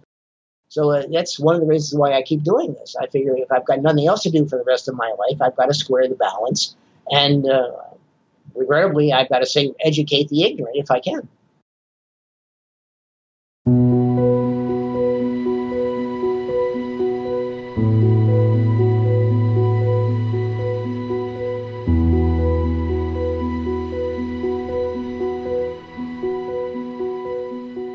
When people talk of the bravery exhibited by ordinary men and women during the traumatic hours of the 9/11 attacks, they are talking about people like William Rodriguez. Indeed, of the many stories of selflessness and courage to have emerged from that fateful day, it would be difficult to find one more heroic than that of William Rodriguez, dubbed the last man out because, as a janitor holding a master key to the building, he risked his life till the very moment of the tower's destruction, helping those trapped inside the towers to escape. William Rodriguez was working as a janitor at the World Trade Center when the towers were attacked. Using a master key, he ran to open as many doors as he could before exiting and becoming buried alive. So they started looking under the rubble, and once I got pulled from under the rubble, hours after, I was in shock. Why? Because I couldn't find any of those buildings. Rodriguez had one of only 5 master keys to unlock the doors in the middle stairwell and lead firefighters up floor by floor. I went and picked up the man on the wheelchair and I started going down. The building started to oscillate so hard. He saved several lives that day. Then suddenly Rodriguez heard a terrible rumbling like the sound of an earthquake. I saw it was a total disaster, and all I hear is run, run, run. Like so many others, Rodriguez ran from the cloud of debris and dove under a fire truck. We went up by the stairs with the Port Authority police to start rescuing people. A lot of people were coming out, but there was a lot of people that stayed there. We brought a lot of people on wheelchairs and a lot of people on gurneys, all people that couldn't make it because there was no elevator service. The elevator went out. The World Trade Center towers were built as a Class A building. That means that in the case of a fire, every third floor in both towers is closed to prevent a backdraft. It is the reason that Rodriguez's master key was so crucial to getting people out. It was hard. The amount of heat that was generated because of the fire was coming down. The smoke, it was an acrid smoke because you could feel it on your throat. He saw firefighters carrying 100 pounds worth of equipment on their backs, waiting for a freight elevator that would never come. That elevator was demolished, so Rodriguez led them up another way, using a back pathway that only he knew. After the Sky Lobby collapsed, he finally listened to police who told him to get out. He was not prepared for what he was about to see. When I look around, I find all the bodies of the people that jumped out of the building. They came out of the building and say, I saved myself. And a piece of debris came in and killed them. As one of the heroes of that day, a man whose story encapsulates all the tragedy and drama of 9/11, William Rodriguez is no stranger to the glare of the media spotlight. Not only has he been interviewed for dozens of news programs and reports on the events of September 11, 2001, and been featured as a spokesman for the survivors at multiple events and on many reports, he has also been awarded for his courage that day and even invited to a White House dinner where he was honored by President Bush for his bravery. But carefully curated from most mainstream reports on Rodriguez's remarkable story is an equally remarkable fact. This 9/11 hero is in fact a 9/11 whistleblower, someone who has contradicted the official story of the September 11th attacks from day one. According to Rodriguez, the first explosion that he felt that day was not the impact of the plane nearly 100 stories above him, but an explosion below him from one of the sub-basement levels. That morning, I was supposed to be there at 8 o'clock in the morning every day. I called my supervisor because I was not going to work. I was going to take a sick day. Made it there at 8:30 in the morning. Go straight to the lobby, down to the basement. The building has 6 sub-levels of basement, B1, B2, all the way down to B6. Basement 6, basement 5, all the way up to basement 1 were all Port Authority areas.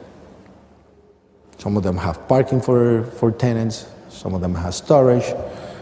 B1 office, B1 level, is where they have the support office for my company, the cleaning company, American Building Maintenance. So I was talking to the supervisor, and at 8:46 we hear boom! An explosion so hard that pushed us upwards in the air, upwards. And it came out from below us, from the mechanical room that was right below us. And it was so loud and so powerful that all the walls cracked, the false ceiling fell on top of us, the sprinkler system got activated, and everybody started screaming so loud because they didn't know what was going on. And the first thing I'm going to say is that a generator just blew up on the B2 level, the level below me. And everybody's screaming. And when I'm going to verbalize it, 6 to 7 seconds after, we hear, "Bah!" The impact all the way on the top of the building of the plane. 2 different events separated by almost 7 seconds, separated by time. And now, I work in the building for 20 years. I know the difference of a sound coming from the top and one from the bottom. So when everybody started, what the heck is going on? A person comes running into the office saying, "Explosion, explosion." His hands extended, all the skin pulled from under his armpits, on both arms, hanging. And we thought it was clothing. It was part of his clothes. Until he gets closer, he was coming like this, like a zombie. Explosion, explosion. And when I looked at him, I realized it was his skin, like when you take off a glove and you let it hanging.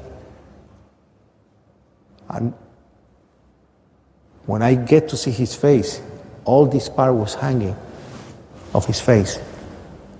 And everybody started screaming in horror. And I say, "Don't move." The guy was a black guy named Felipe David.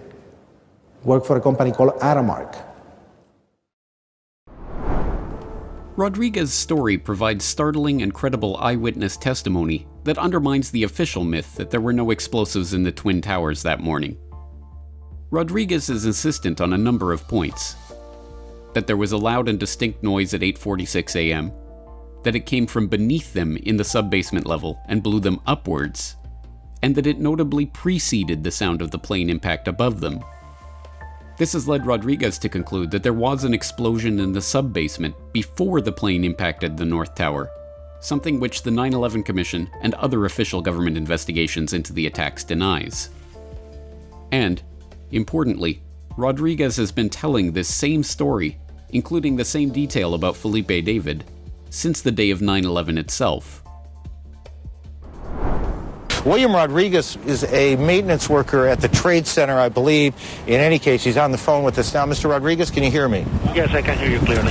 Tell me where you were when, well, which of the 2 buildings were you in? I work on the building 1, the one that got hit the first time. Tell me what happened. I was on the basement, which is a support floor for the maintenance company, and we hear like a big rumble. Not like an impact, like a rumble, like something like moving furniture on a massive way.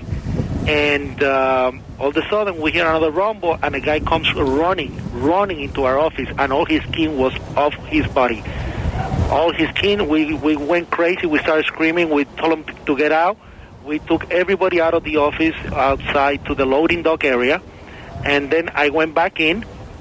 And when I went back in, I saw people, I heard people that were stuck on an elevator, on a freight elevator, because all the elevators went down. And water was going in, and they were probably getting drowned. And we get a couple of pipes and opened the elevator, and we got the people out. If it were only William Rodriguez who heard, saw, and experienced explosions inside the Twin Towers that morning, then such testimony would be easy enough to rationalize away. Maybe Rodriguez had become confused in the chaos of that morning. Maybe he had interpreted the sound and explosion incorrectly. Maybe he was lying to gain attention. But William Rodriguez is not the only person who heard, saw, and experienced explosions inside the Twin Towers that morning. In fact, hundreds of people, including office workers, police, firefighters, and others, have reported explosions all throughout the morning, from before the moment of plane impact all the way up to the explosive demolition of the towers themselves. What was it like? What was it like? Horrible. It's like hell. You don't want to know. The whole building just collapsed on us inside the lobby. Was that a secondary explosion? Yes, it was. That was the planet probably? Yeah, definitely a secondary explosion. We was inside waiting to go upstairs, and on our way upstairs, the whole fucking plane blew. We just collapsed on everybody inside the lobby. Similar to the first tower coming down, secondary? I don't know about the first one, but I know the second one was terrible. Then there was a third one too after that one. Third explosion after that? That's right. Everybody was inside the building, waiting to go upstairs, and they just let loose. Everything just let loose inside the building. So what you told me is that there was a plane or whatever hit the building, then a secondary explosion. It was like 3 explosions after that. We came in after the fire. We came when the fire was going on already. We was in the staging area inside the building, waiting to go upstairs. And it exploded. The whole lobby collapsed on the lobby inside. And you were working there? Yes, I was right there. I was down in the basement, came down, all of a sudden the elevator blew up, smoke. I dragged the guy out, his skin was hanging off, and I dragged him out, and I helped him out to the ambulance. Arthur Del Bianco is one of the lucky few, able to tell a tale of survival from a hospital bed. All of a sudden, it was like bang, bang, bang, bang, bang, like bullet shots, and then all of a sudden 3 tremendous explosions, and everything started coming down. I think a bomb went off in the lobby first, then a plane hit the building, but then another plane hit the other building. But when I was coming through the doors on the other side of the Trade Center, either they blew the lobby up or something, because it blew the glass out of the doors and knocked us all down, and I got smoke and everything on me. We made it outside. We made it about a block. We made it at least 2 blocks, and we started running.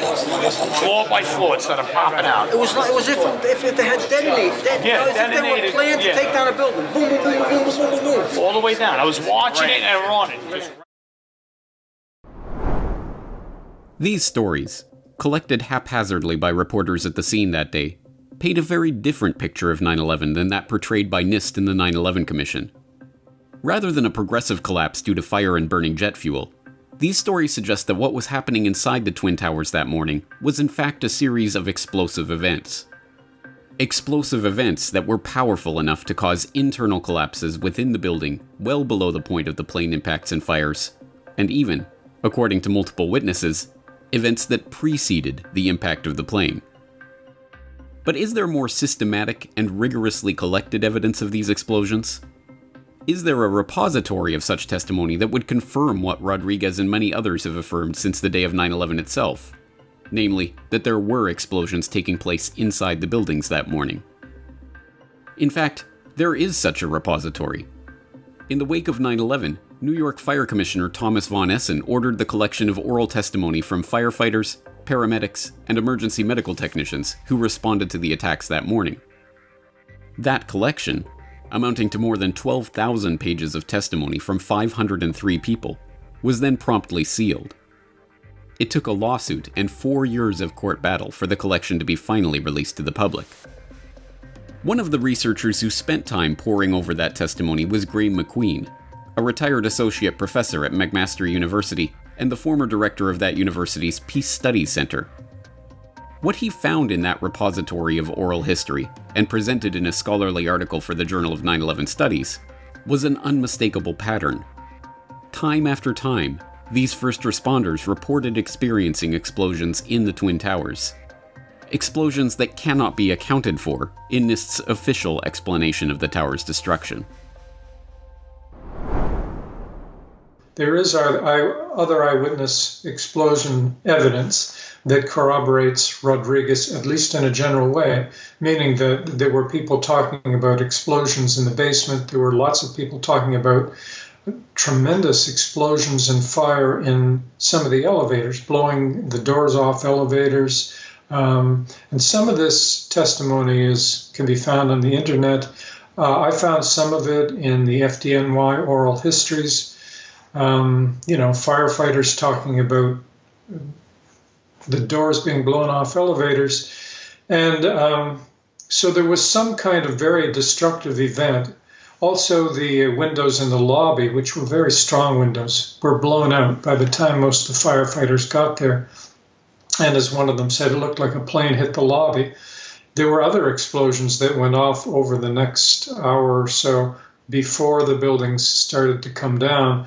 And when they came down, there were patterns of explosion from around the point of plane impact all the way down. Apparently, we were supposed to believe that the building was coming down because of structural failure. But again, these were timed very well to go off in a particular way. And this is one of the reasons we know that these were explosions and that this was a controlled demolition. There were patterns, and they were explosions that were extremely strong, taking out these massive buildings and pulverizing them in less than 20 seconds. This was not structural failure. Rodriguez's story was not some fanciful invention that he spun during the most dramatic and horrific hours of his life. It is a story that fits into a pattern of explosive testimony related by many other witnesses that day. It is also a story that is deeply uncomfortable for those in the government and the media who were eager to celebrate the acts of bravery New Yorkers committed that day, but who will never report the explosive truth about the events at the World Trade Center that demolish the official government conspiracy theory of 9/11. It is remarkable that Rodriguez, immediately recognized and celebrated for his heroism on that day, would continue to insist on his story even as the official story, the one that insisted there were no explosives used that day, began to take shape. But he did. For years, Rodriguez used his speaking opportunities on mainstream media and at memorials and commemoration events to inform the public about explosions in the Twin Towers that morning.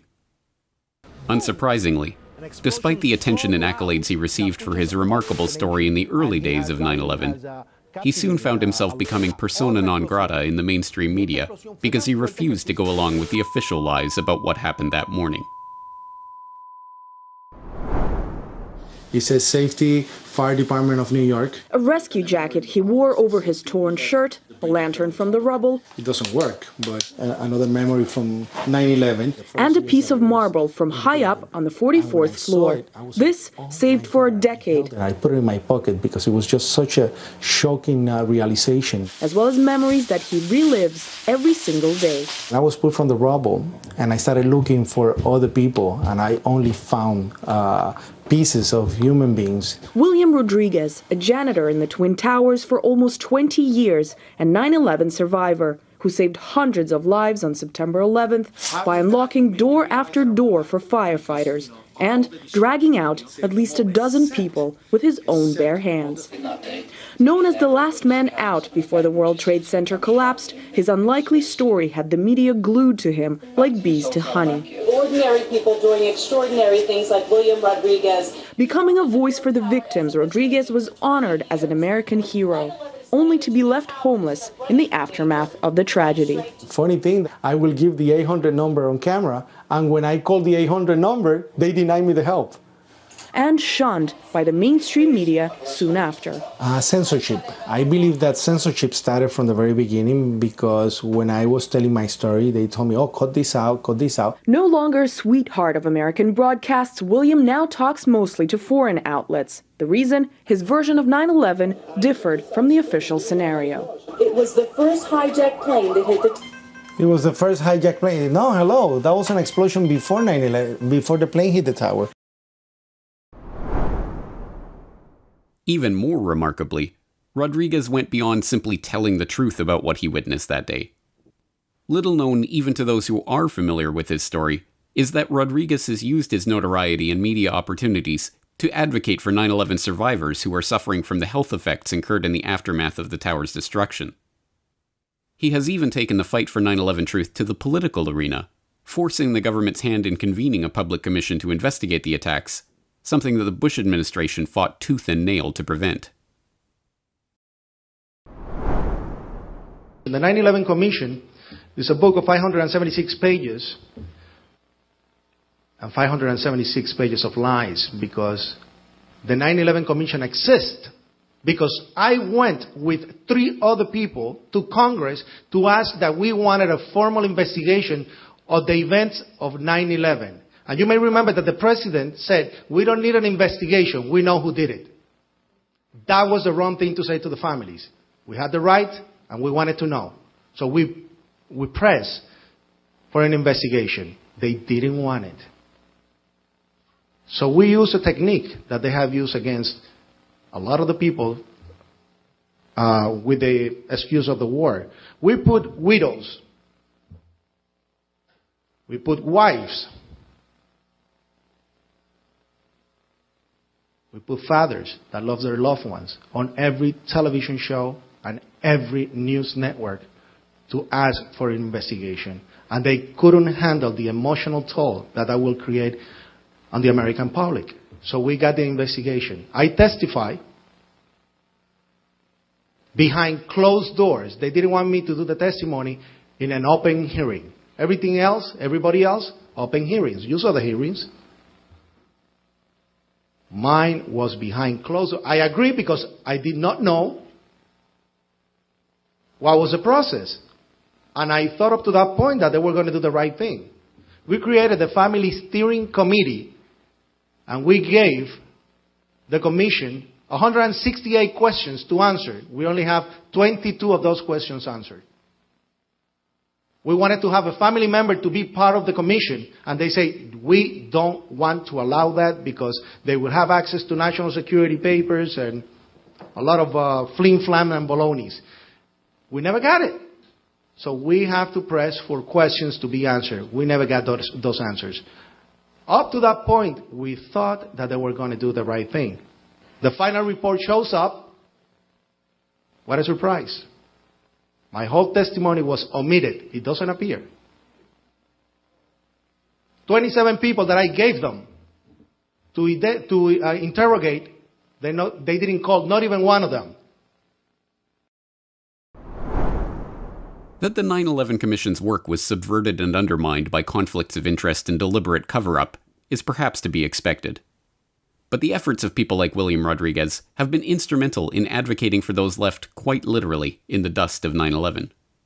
Those whose stories are too problematic for the official 9/11 narrative to be given any credence or attention.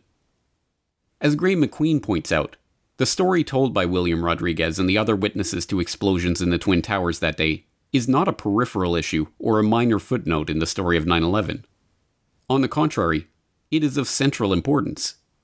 Either Rodriguez and the other witnesses to explosions independent of the planes and fires are wrong, or they are right. And if they are right, we are forced to the conclusion that the official story of 9/11 is not just mistaken, but that it is a deliberate fraud that has been perpetrated on the American public and the broader public around the world for nearly 2 decades. Well, that would obviously indicate that somehow this building was wired for explosions and that there had been a plan made in advance of the plane attacks to destroy this building. And that means the official story about, Mohammed Atta and the other 18 hijackers flying planes is an incorrect story. That it indicates that there was, to use the classic word, an inside job. Somehow insiders, deep insiders, got in the building and readied it for annihilation on that day. And it also indicates that the story we've been told is false, and really knowingly false, because of course Rodriguez and many other eyewitnesses to explosions were ignored or silenced or lied about by the official investigating agencies, which means that the whole 9/11 story is a fraud. Ultimately, the story of Rodriguez is important, not just for what it tells us about the official 9/11 narrative, or even for what it tells us about the way that power operates in society. It is important because it shows us what ordinary men and women are capable of in extreme situations, It reminds us that, in times of distress, we are still capable of coming together to help those around us. And it provides us with an example of someone who will not stop telling his truth, even when it becomes unpopular.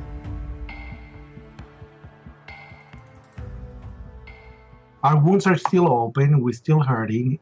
We're still going through the process of the traumatic shock syndrome, PTSD.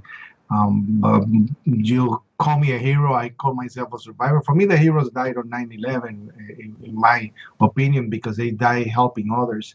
I just had the only tool available for me at that time to do great things. So I'm a survivor. I have that survivor's guilt.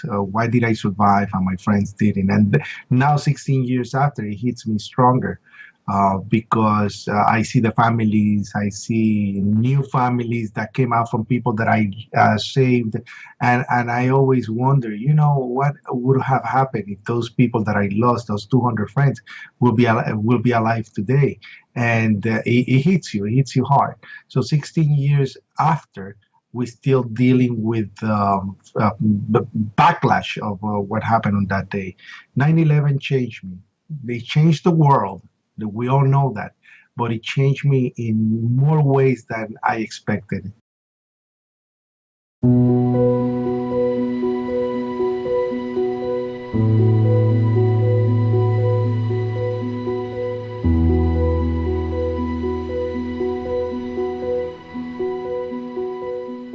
Of all the 9/11 whistleblowers, perhaps the most noteworthy are the 9/11 commissioners themselves.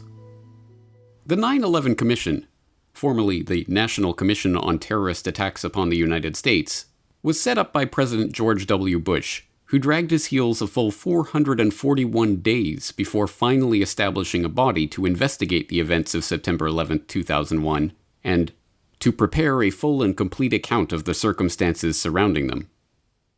But that remarkable gap between the events and the impaneling of the commission was not due to mere laziness.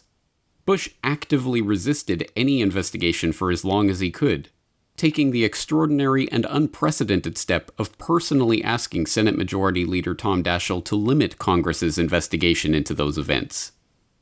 It was only when the political pressure to form a commission of inquiry became too great for Bush to resist that he authorized the commission and nominated a chairman. Henry Kissinger. Today I'm pleased to announce my choice for Commission Chairman, Dr. Henry Kissinger.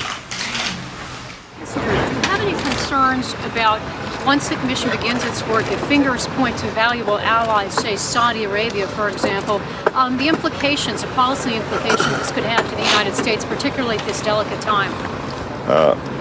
I have been given every assurance by the President that we should go where the facts lead us. Kissinger's reputation as a cover-up artist and tool of the political establishment was such that even the New York Times speculated that Bush's nomination of him showed that the president wanted to contain the investigation into 9/11, not enable it. 9/11 victims' family members, similarly concerned that Kissinger was being appointed to run a cover-up commission, challenged him to his face to release the client list of his political consulting business. Several family members approached Kissinger and requested a meeting at his office in New York. Prior to the meeting, Kristen Breitweiser conducted a thorough investigation of Kissinger's potential conflicts of interest. Probably much to the chagrin of some of the people in the room, Lori asked some very pointed questions. Would you have any Saudi American clients that you would like to tell us about? And he was very uncomfortable, kind of twisting and turning on the couch. And then she asked whether he had any clients by the name of Bin Laden. And he just about fell off his couch. Former Secretary of State Henry Kissinger stepped down from the position Friday. We thought the meeting went well. The next morning, Kissinger resigned his post as head of the 9/11 Commission, and former New Jersey Governor Thomas Kean and former Indiana Congressman Lee Hamilton were appointed chairman and vice chairman respectively to take his place. Remarkably, The suggestions of political cover-up did not end there, nor were they confined to a marginalized, lunatic fringe of conspiracy theorists derided by the establishment media. The remarkable and almost completely unreported fact is that 6 out of the 10 commissioners, Kane and Hamilton, as well as Bob Kerrey, Tim Romer, John Lehman, and Max Cleland, have all expressed concern that the commission was misled, stymied, hampered by conflicts of interest, and, ultimately, forced to participate in a politically motivated cover-up. In their book, Without Precedent, The Inside Story of the 9/11 Commission, and in press conferences and interviews at the time the report was released, Kane and Hamilton famously remarked that the commission had been set up to fail. Even Lee Hamilton, the co-chair of the 9/11 Commission itself, admits to us that the process he headed up was seriously flawed. So there are all kinds of reasons. We thought we were set up to fail. We got started late. We had a very short time frame. Indeed, we had to get it extended. We did not have enough money. They were afraid we were going to hang somebody. But it was very difficult, and Lee and I write in our book that we think the commission in many ways was set up to fail. As it turns out, the majority of the commissioners felt that the commission had been lied to, deliberately obstructed, undermined by the White House, or set up with staff that had conflicts of interest in the investigation. One of these concerned commissioners, Max Cleland, resigned because the commission had been deliberately compromised by the President of the United States. Commissioner John Lehman, meanwhile, admitted on NBC Nightly News that the commission had to go through Karl Rove and other senior White House members to access key documents in their investigation, and that we purposely put together a staff that had, in a way, conflicts of interest, stressing, lest there be any doubt, that all of the staff had, to a certain extent, some conflict of interest. Commission members even considered bringing criminal charges against Pentagon officials who had deliberately lied to them about the military's complete lack of response on that day. But perhaps the most cryptic of all the dissenting commissioners was Bob Kerrey. In 2009, he remarked that 9/11 was a 30-year-old conspiracy, but no mainstream reporter has ever followed up with him to clarify this statement. Do you support a criminal investigation into 9/11? Because I know yours was an exposition. It was not a criminal investigation. I don't think so, but I don't know. I mean, I do support a permanent commission to examine not just that, but lots of other things in this area. So. But if it's a permanent cover-up, then it's. I mean, if it's an act of war and it's hiding things, which everyone on your commission knew that the Pentagon was changing their stories, lying to you, right. And it's a cover-up of an act of war, and under Article 3, Section 3 of the Constitution, it's treason. So unless we get to the very bottom of it, then we're still talking a treasonous exposition. This is a longer conversation. I'm not sure you ever get to the bottom of it. We have to, or we can't save our countries. I don't think. Well, if that's the condition upon which we're going to be saving our country, because the problem it's a 30-year-old conspiracy. No, I'm talking about 9/11. That's what I'm talking about. Oh, you are. You mean this? Yeah. Anyway, I got it. Okay, be well. Okay, thanks. It is utterly remarkable that the 9/11 Commission and its final report are still held up as the final word on the events of September 11th, 2001, when a majority of its own commissioners admit that the commission was a cover-up and did not get to the bottom of the story. Even more remarkable is that this fact has never even been mentioned, let alone examined, in any mainstream media report. And, despite the fact that the majority of Americans believe the government is concealing what it knows about the events of September 11th from the public, to this day, anyone who raises questions about the commission or its findings is treated as a conspiratorial loony by those same media personalities that refuse to report on the 9/11 Commission's own whistleblowers. It should be apparent by this point that the old argument that someone would have talked is not just fallacious, but factually incorrect. There have, in fact, been numerous whistleblowers, with documentable evidence of the frauds and fictions that have been constructed around the official 9/11 narrative.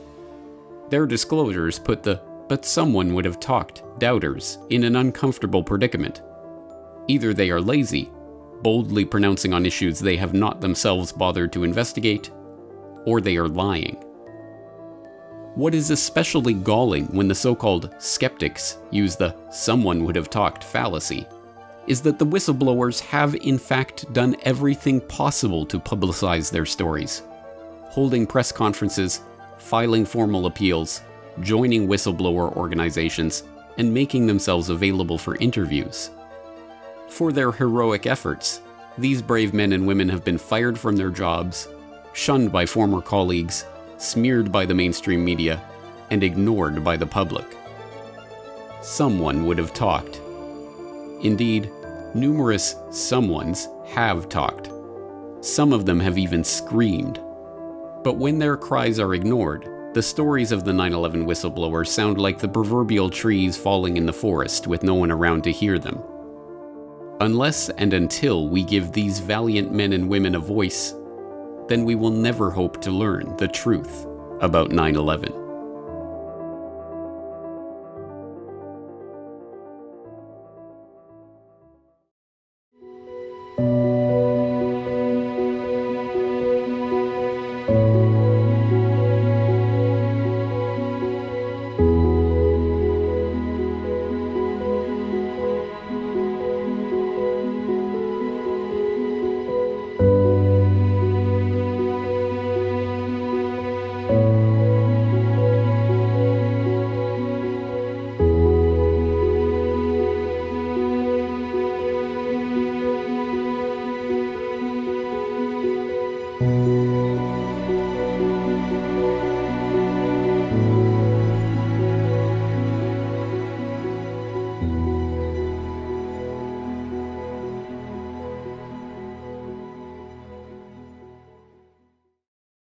Since the day of 9/11, we've been told what happened. Freedom itself is under attack. We've been told who to blame. The Taliban and Al-Qaeda. Osama bin Laden. Terrorists in the terrorist network. Osama bin Laden, the leader of Al-Qaeda. We've been told what to think. Let us never tolerate outrageous conspiracy theories concerning the attacks of September the 11th. But if you haven't seen 9/11 Trillions or 9/11 War Games, you don't know anything about 9/11. Some might ask, how in the world could the Secretary of Defense attack the Pentagon in front of its people? We had 4 war games going on September 11th. $8.5 trillion. The most extraordinary coincidences in the history of mankind. I've never seen so much real-world stuff happen during an exercise. It is, I was going to say terrifying. 9/11 Trillions and 9/11 War Games. Watch the documentaries for free online, or, for the first time, own them on DVD today. Go to corbettreport.com/shop for details.